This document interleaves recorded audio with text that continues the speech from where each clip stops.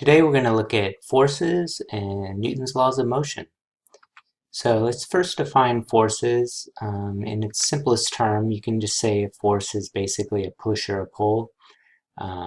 So for example, if you throw a ball, or if you're pulling someone on a sled, if you're kicking a football, these would be examples of pushes or pulls or forces.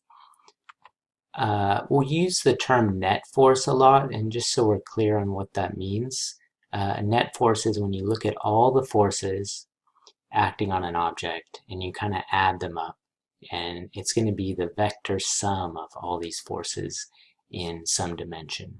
So for example, if you have two people pulling on a rope, one's pulling, say, to the right with 15 newtons, and another one's putting it to the left with 20 newtons of force, then the net force in this case would be 5 newtons to the left, right? And the guy pulling to the left is clearly winning in this case, and so the net overall force would be to the left.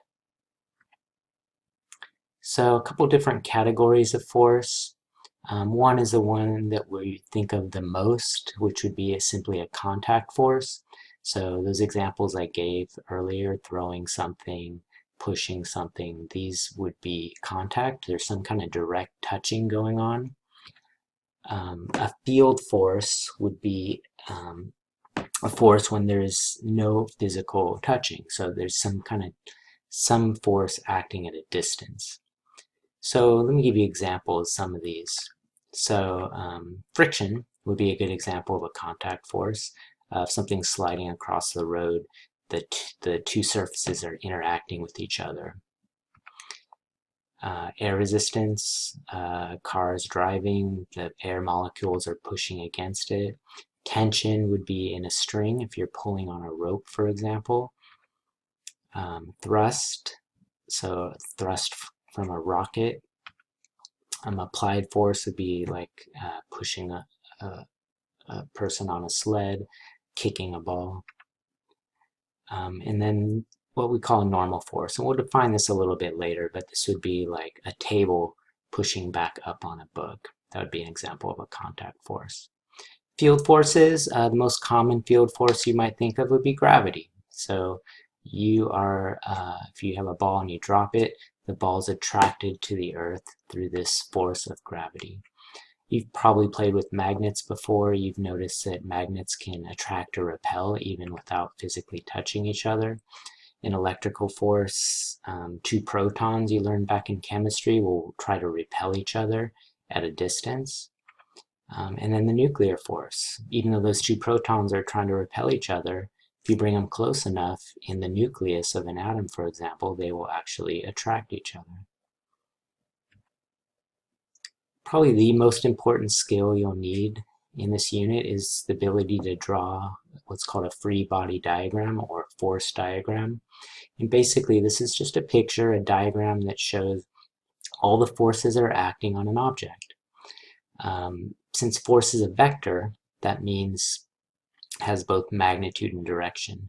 So to do this, you're just going to change the length of an arrow that you draw to indicate the magnitude of the force, and then obviously the direction of the arrow is going to tell you the direction of that force. For example, let's say that we have a book sitting on a table. What are the forces acting on that book? Well, you have gravity that's going to be pulling it down, right? So you're just simply going to draw an arrow going straight down, and then you'll just label this. We usually label all forces with the letter F for force, and then we subscript the name. So F sub gravity would be the force pulling down. And then the force up, there's a table force. So the force from the table is pushing back up on the book. And that's what keeps the book from falling through the table, right? Gravity's trying to pull it down. The table's going to push back up on it. We often refer to this force as the normal force.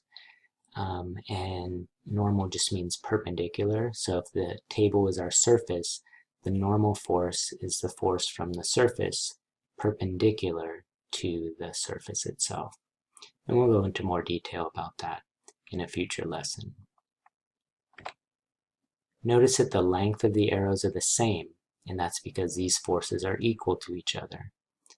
And since they are equal to each other, if you sum them up, the net force would be 0. So we'd say these forces are in balance or equilibrium with each other. Why don't you try this one? Let's imagine that a rocket is blasting off.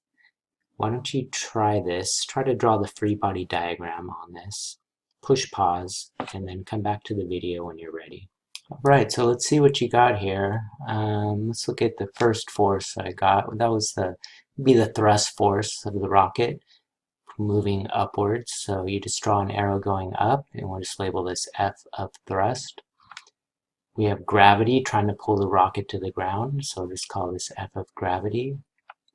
And then there's going to be some air resistance. As the rocket's shooting through, it's going to bump into the air molecules, and that's going to slow it down. So that'll also be downward. Notice in this, when you draw your arrows, you want them to be somewhat proportional to the magnitude.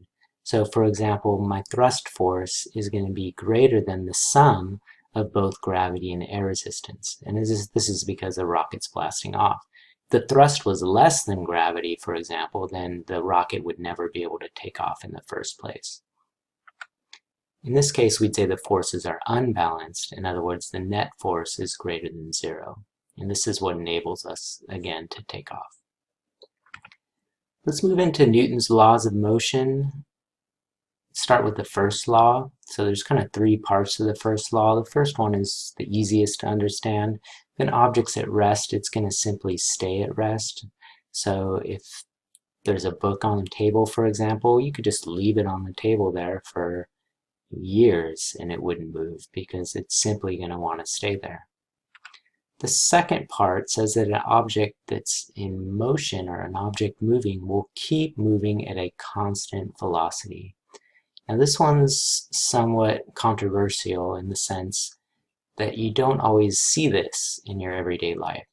For example, if I take that book and I push it, the book actually is going to start moving, but then it's going to slow down and stop. And so the thing is, well, why does it slow down and stop? What's going on here? I thought it's supposed to keep moving. Well, the third part is that both of these are true until or unless a net external force is applied on that object. So, for example, the book stays at rest, will stay there forever until I start to push it. And then it stops staying at rest and starts moving in motion. Now, once the book's moving, it actually wants to continue moving. So there must be some other force slowing it down. That force, well, we call that force friction. That's what's actually going to slow it down.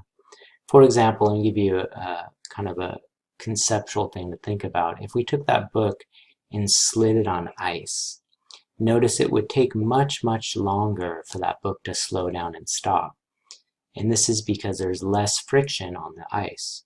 Well, now imagine we put it in an environment where there was 0 friction and we pushed it. Well, in this case, it would continue moving forever and ever until something stopped it. Newton's first law is sometimes called the law of inertia. And the law of inertia, well, let's just define inertia. This is the tendency of an object to resist change. So an object, again, wants to stay as it is. And the greater the inertia, the greater it's going to resist changing. So for example, if you have a little fly flying around, it's really easy for me to change the motion of that fly. I can take a fly swatter, swat it, bam, it changes its motion, right? On the other hand, if there's a semi-truck moving towards me and I try to stop it with my fly swatter, it's not going to work, right? It's just going to take me out. So we would say that that semi-truck has a much greater inertia. So we can kind of define inertia. The amount of inertia you can see is proportional to the mass. The larger the mass, the greater the inertia something has. And so, again, the fly has a small mass, small inertia. Let me take you to a simulation at this point to help explain this. All right, let's say you're going to push your little sister on a skateboard here and get her up to speed. So let's start pushing. Notice she's going to start to accelerate, right? She's going to start to move faster and faster and faster. So you've gotten her in motion, and she will just keep on moving forever and ever. So let's say you want to stop her. So you're going to push her in the opposite direction. Well, let's just count how long it's going to take us to stop her. 1, 2, 3, 4, 5. About 5 seconds, right? And then let's just push her in the opposite direction. So it took us about 5 seconds to stop her. Well, she has a small mass and a small inertia. It's pretty easy to change her motion, to speed her up, slow her down, change her direction. Let's imagine now we give her a refrigerator to hold up. So now we're going to try to stop her, and let's see how long it takes this time. 1, 2, 3, 4, 5, 6, 7, 8, etc. So you can see that it's much harder to stop her motion because the increased inertia, there's more resistance to that change. And notice once we stop her and try to get her going in the opposite direction, you can see that it's harder to get her moving as well. So this is a good example of Newton's first law and the concept of inertia. That's going to move us into Newton's second law. So let's conceptualize Newton's second law before we formally talk about it. So for example, if I have a 50 kilogram box here, and again that's the mass of the box, kilograms are the base unit we use. I'm going to push it with, say, a 50 Newton force here. The box is going to start to move. Now if you take a look at the acceleration, it has a somewhat smallish acceleration. Notice if I increase the force, as I start increasing the force, the acceleration is proportionally increasing as well. And this happens both with a acceleration speeding up and a deceleration. So if I push it in the opposite direction, notice it starts slowing down, but it's a very small acceleration. As I increase my force in the opposite direction, the acceleration or deceleration in this sense is going to also increase. Okay, notice now it's speeding up. So what we would say therefore is that the force is directly proportional to the acceleration. And that should make sense. If you push harder on something, it's going to accelerate faster. Well, let's now look at what happens when we change the mass. So let's say I'm going to push back here. Here's my acceleration going to the right. If I add a mass here, watch what immediately happens. That acceleration drops. Let's do it again. Let's add the force. You can see it more dramatically. So here we go. Here's our acceleration here. If I take off the mass, the acceleration immediately goes up. And if I add a mass, it immediately goes down. And if I add even more mass, it goes down even more. So in this sense, we'd say that the acceleration is inversely proportional to the mass. As the mass goes up, the acceleration goes down, and as the mass goes down, the acceleration goes up. So let's just summarize Newton's second law. Basically, it says that any net force is going to create an acceleration. In mathematical form, we would say the acceleration is equal to the net force divided by the mass. You probably learned in middle school, your teacher probably said F equals ma. It's not quite right because any force is not going to necessarily equal ma. It's the net force. When you look at all the forces combined, the net overall force will equal mass times acceleration. For example, if you have a book on a table, gravity is pulling down, the table is pushing back up. Now you wouldn't just say, well, gravity is going to accelerate it, because the net force in this case is 0, and therefore there would be no acceleration. The unit we use is called the Newton, as I've been kind of using it throughout the simulations. The Newton, since you could say F net equals ma, since the unit for mass is kilograms, unit for acceleration is meter per second squared. So we'll define the Newton as a kilogram meter per second squared. All right, and as we noted in this simulation, as you increase the force, the acceleration is going to increase. As you increase the mass, the acceleration is going to decrease. That's a direct relationship with force, an inverse relationship with mass. So let's look at Newton's third law. Newton's third law sometimes is called the action-reaction law. And basically it says this: when an object exerts a force on a certain object, that second object is going to exert an equal and opposite force back on the first object. So it sounds pretty complicated, but in practice it's pretty straightforward. You've probably heard this: an action force is an equal opposite reaction force. Neither of these forces exists without the other. So you need that action force for there to be an actual reaction force. One important thing to understand is that these happen simultaneous. So it's not like there's an action and then a delay and then a reaction. The action and reaction happen at the exact same time. Let me give you some examples. Let's say you push against a wall. So you push one way against the wall, right? And then the wall is going to push back on you.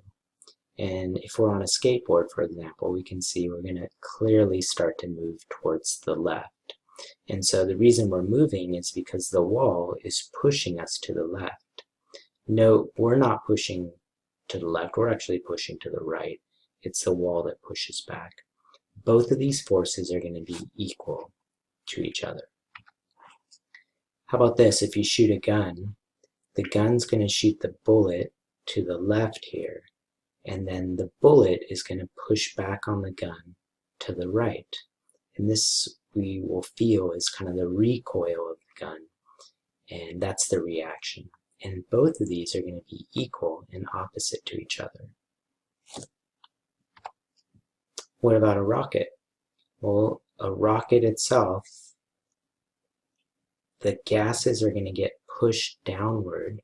So the rocket, you can think of pushing the gases down this way, and then the gases are going to push back up on the rocket, and that's going to push it upwards. So those are Newton's three laws of motion. It's kind of hard to believe that those three laws pretty much revolutionized the physics world as we know it, but we'll talk in the next several weeks about how to apply these and how powerful these can be.